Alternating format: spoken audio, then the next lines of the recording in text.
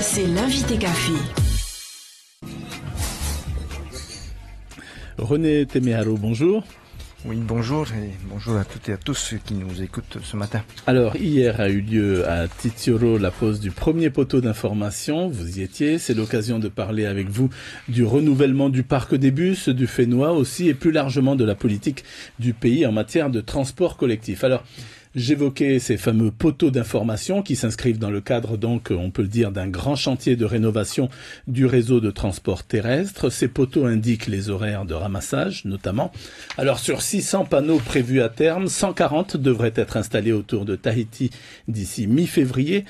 Première question, Monsieur le Ministre, qu'est-ce que cela va changer concrètement pour les usagers ?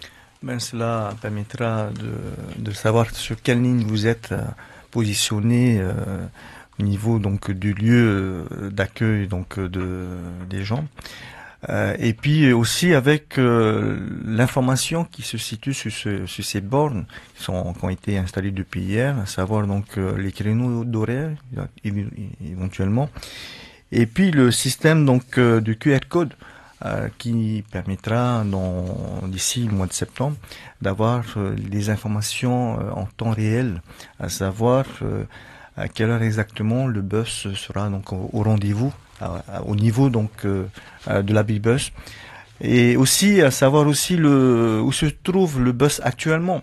Il sera donc on aura une vue sur le parcours du bus proprement dit, qui concernera donc le lieu d'attente. D'accord. Il suffira de quoi ? De télécharger une application ? Oui, effectivement. C'est d'actualité, comme au Japon, par exemple, comme en métropole, comme partout ailleurs.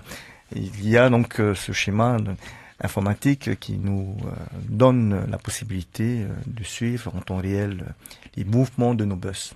Alors, on peut être frappé, cela dit, très souvent par l'absence de lieux pour s'asseoir ou d'abri de bus. Chiquita Evadarouzès a rencontré des usagers, justement, qui attendaient le bus. Voici quelques-unes de leurs réactions recueillies, donc on en reparle après. Hier, j'étais à Paia, là-bas chez une copine. J'ai attendu 2 heures le bus pour descendre ici à Papeete. C'est inadmissible. En plus, il n'y a pas d'abri. Il faut faire des abris parce que quand il pleut, il y a du soleil. On est en plein soleil, tu vois. Là, en ce moment, ils sont en train de mettre en place des panneaux où il y a carrément des horaires, où tu sais exactement à quelle heure le prochain bus va. Tout ça, c'est du blabla, madame. Hein. Franchement, hein. Nous, on est des personnes âgées. On ne fait pas cas à nous. En ce moment, il y a beaucoup de plaintes. Surtout du côté côte Est. Les gens se plaignent de quoi ? C'est trop long, le bus, ils arrivent tard, nous ne sommes jamais à l'heure. Voilà, donc alors les poteaux d'information, Monsieur le Ministre, c'est bien, c'est très bien, mais on le voit, les préoccupations, c'est les temps d'attente, notamment les abribus. Oui, effectivement, on ne peut que déplorer la situation que nous vivons depuis quelques années. Et c'est pour ça que nous avons mis en place donc un schéma directeur qui nous a permis aujourd'hui d'avoir donc ce service public qui est donc enclenché depuis le 1er de ce mois de janvier, lequel donc doit être mis en place tout un schéma d'organisation. Et nous sommes parmi ces étapes à faire en sorte que le concitoyen qui est en attente, comme vous l'avez pu constater sur quelques-uns de nos abribus, sont mécontents. Et c'est du fait aussi que le délégataire actuel dispose de 85 bus actuellement. Et comme vous le savez, en prévision, nous tendons à aller jusqu'à 240 bus. Cela donc va favoriser, et d'autant que aujourd'hui les horaires sont imposés aux délégataires. Donc, pour le délégataire, il doit être à l'heure, effectivement. Il y aura certainement des heures de pointe à laquelle nous mettrons un peu plus de bus tous les 10 minutes. Et puis, dans la journée, une variation entre une demi-heure, 3/4 d'heure. Et donc, je pense qu'on on tend donc ce service qui sera performant, du moins on l'espère, d'ici la rentrée prochaine. D'ici la rentrée. Alors 240 bus à terme, donc d'ici 2021. Les premiers bus sont attendus pour quand ? Dès le mois de mars, il y a une vingtaine de bus qui qui sont donc prévus. Au mois d'avril, une trentaine, sur la fin une cinquantaine, et le reste du mois de juillet, septembre, octobre, et 240 bus d'ici la fin de l'année. Alors en attendant leur arrivée, certains chauffeurs ne nous cachent pas que les bus qu'ils utilisent aujourd'hui ne devraient même plus rouler vu leur état. Qu'est-ce que vous pouvez nous dire par rapport à l'état justement des bus en circulation aujourd'hui? Indépendamment de l'esthétique visuelle, je dirais donc de ces bus, tous les bus sont contrôlés. Donc ils ont des autorisations. Et effectivement, nous tendons vers le renouvellement de l'ensemble de ce parc. Et de ce côté-là, donc, ils roulent en toute sécurité. D'accord, ça vous pouvez donc nous le certifier. On n'a pas parlé des abris de bus, alors là, ça dépend de qui? Nous mettons en place donc un programme de mise en place des nouveaux abris. Il n'est pas question de mettre en place des bancs, des fauteuils, car nous avons aussi, même des bancs, parce que nous avons beaucoup de réticence au niveau des communes du fait que le soir, le week-end, nos jeunes donc ont l'habitude de se mettre en dessous et faire la fête. Et pour pouvoir donc éviter cela, nous allons mettre en place un système comme en France, auquel on peut juste donc s'adosser tout simplement. Ouais, une personne âgée, une femme enceinte, voilà. Elle fait comment? Du moment que les directives au niveau donc des créneaux d'horaire, c'est tous les 10 minutes. Donc on peut attendre 10 minutes tout en sachant bien qu'avec les moyens informatiques dont disposera donc bien évidemment les usagers, leur permettront à ce moment-là de savoir à quelle heure exactement le bus sera au rendez-vous. Donc ils peuvent, en attendant, aller prendre un petit café dans le coin, ou papoter à gauche à droite, comme on a l'habitude de voir ça.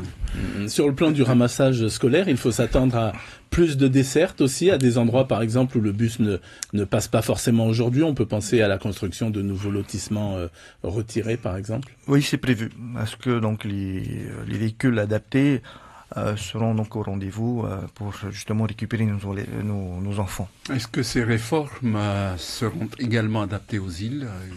Parce qu'il y a aussi là une attente. Moins qu'à Tahiti. Parce qu'il y a quand même un effectif de bus restreint dans les îles, voire Bora Bora, ou bien même du côté des îles sous le vent. Nous disposons donc dans les îles, à travers une convention entre le ministère de l'Éducation et donc les entreprises de la place qui ramassent eux-mêmes donc les enfants. Donc ce côté-là, il n'y a pas de difficulté particulière donc dans nos îles. C'est plutôt au niveau de Tahiti et éventuellement Moorea qui pose quand même des problèmes car nous avons le plus grand nombre d'habitants, donc d'usagers qui font la navette. Entre autres, donc pour ce qui concerne Tahiti et puis Moorea. Actuellement, la prise en charge des usagers des transports en commun est réalisée à la demande au bord de la chaussée. Par exemple, au droit du domicile de l'usager. Alors, ça va changer désormais puisque cette pratique historique, on va dire, va changer. Le nouveau réseau de transport en commun de Tahiti va généraliser à court terme la prise en charge des usagers uniquement au point d'arrêt qui vont être donc bien matérialisés. Pourquoi ce changement? Je pense qu'il faut s'adapter avec aussi la sécurisation donc des arrêts et éventuellement donc du ramassage. Il fut un temps effectivement, on s'arrête au bord de la route, on ramasse sur le passage. Aujourd'hui, si on veut être performant, on veut être à l'heure, on ne peut que contenir des lieux bien précis afin que tout le monde y soit à l'heure. Et puis voilà. C'est un peu l'évolution, mais voilà, ça va prendre un peu de temps, mais il faudra qu'on s'y habitue, comme on le fait assez souvent lorsqu'on est à l'international. On reste sur la route, donc, Monsieur le Ministre. Chaque année, vos services enregistrent, une moyenne, combien d'immatriculations sur le territoire à peu près? Ça dépend donc des années. Là, pour 2018, nous n'avons pas encore les chiffres avec exactitude, mais en tous les cas, tout ce qui est sûr, c'est qu'il y a un grand nombre donc de véhicules sortent surtout quand il y a le salon de l'auto, et puis avec la mise en place aussi donc de la prime les primes à la caisse font en sorte que nous avons un renouvellement du parc automobile assez important chaque année. Alors, ce qui fait que le réseau routier a du mal à suivre, comme on dit. La construction de nouveaux grands axes routiers, c'est pas d'actualité? Non, je pense qu'il faut être raisonnable. Il faut s'adapter avec les moyens dont on dispose. Lorsqu'on parcourt l'île de Tahiti, il y a certainement des communes auxquelles on peut imaginer des élargissements, tout en sachant qu'il y a aussi une forte volonté de la part des communes de faire en sorte de nous demander d'avoir quand même une piste cyclable plus adaptée aussi, entre autres, que d'ouvrir une voie dédiée spécialement aux bus. Merci beaucoup René Temaharo, donc d'avoir accepté notre invitation. Je rappelle que vous êtes le ministre de l'Équipement et des Transports terrestres. Merci. Merci. C'était l'invité café, 7h30 du lundi au vendredi.